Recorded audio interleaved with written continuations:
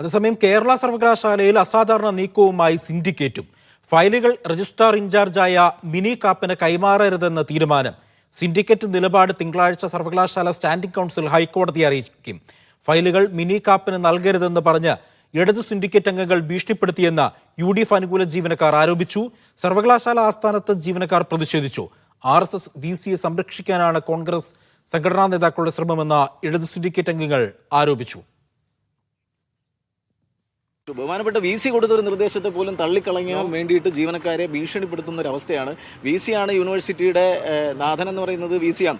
അപ്പോൾ അദ്ദേഹത്തിൻ്റെ നിർദ്ദേശങ്ങൾ അനുസരിച്ച് വേണം ഓരോ ജീവനക്കാരനും ഇവിടെ പ്രവർത്തിക്കേണ്ടത്. അപ്പോൾ അത് ഞങ്ങളുടെ കോഡ് ഓഫ് കണ്ടക്റ്റിൽ തന്നെ ഉള്ളതാണ്. അപ്പോൾ അതിൽ നിന്ന് വിരുദ്ധമായിട്ട് നിങ്ങളത് വിരുദ്ധമായിട്ട് യൂണിവേഴ്സിറ്റിക്ക് വിരുദ്ധമായിട്ട് പ്രവർത്തിക്കാൻ വേണ്ടിയിട്ട് ഭീഷണിപ്പെടുത്തുന്നു ഒരു ഇടതുപക്ഷ സിൻഡിക്കേറ്റ് അംഗങ്ങൾ. അത് നിശ്ചയമായും കോടതിയിൽ ചോദ്യം ചെയ്യപ്പെടേണ്ട ഒരു കാര്യം തന്നെയാണ്. അത് മുന്നോട്ട് പോകും. അതുമായി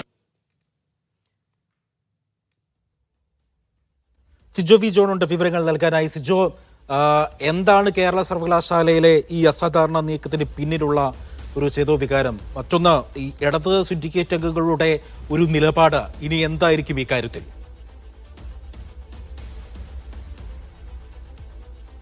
ഇടത് സിൻഡിക്കേറ്റ് അംഗങ്ങൾ അടുത്ത തിങ്കളാഴ്ച ഈ കേസ് കോടതി പരിഗണിക്കുന്നുണ്ട്. ആ ഒരു സാഹചര്യത്തിൽ കോടതിയെ നിലപാട് അറിയിക്കാൻ വേണ്ടിയിട്ടാണ് തീരുമാനിച്ചിരിക്കുന്നത്.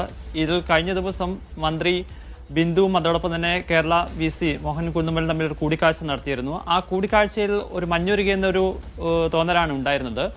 പക്ഷേ വിട്ടുവീഴ്ചയ്ക്ക് VC തയ്യാറാകുന്നില്ല. VC പറഞ്ഞിരുന്നത് രജിസ്ട്രാറെ, സിൻഡിക്കേറ്റ് നിയമിച്ചിരിക്കുന്ന രജിസ്ട്രാറെ മാറ്റണം, അതിന് പകരം താൻ നിയമിച്ചിരിക്കുന്ന ആളെ അംഗീകരിക്കണമെന്നാണ്. പക്ഷേ അതിന് സിൻഡിക്കേറ്റ് അംഗങ്ങൾ തയ്യാറാകുകയും ചെയ്യുന്നില്ല. ഈ ഒരു സാഹചര്യത്തിലാണ് ഇതൊരു ഒത്തുതീർപ്പിലേക്ക് പോകാതെ വീണ്ടും ഒരു വാക്പോരിലേക്കും അല്ലെങ്കിൽ ഒരു പ്രതിസന്ധി തുടരുന്ന ഒരു സാഹചര്യത്തിലേക്കും പോകുന്ന അവസ്ഥ ഉണ്ടായത്.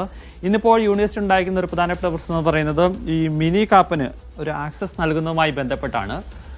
ആക്സസ് നൽകുന്നത് VCയുടെ നിർദ്ദേശപ്രകാരം ആക്സസ് നൽകിയിരുന്നു. അപ്പോൾ ആക്സസ് നൽകിയതിനെ ചോദ്യം ചെയ്തുകൊണ്ട്, അവർക്ക് അത്തരത്തിൽ ആക്സസ് നൽകിയതിനെ ചോദ്യം ചെയ്തുകൊണ്ടാണ് സിൻഡിക്കേറ്റ് അംഗങ്ങൾ ഈ യൂണിവേഴ്സിറ്റിയിലേക്ക് എത്തുകയും ചെയ്തത്.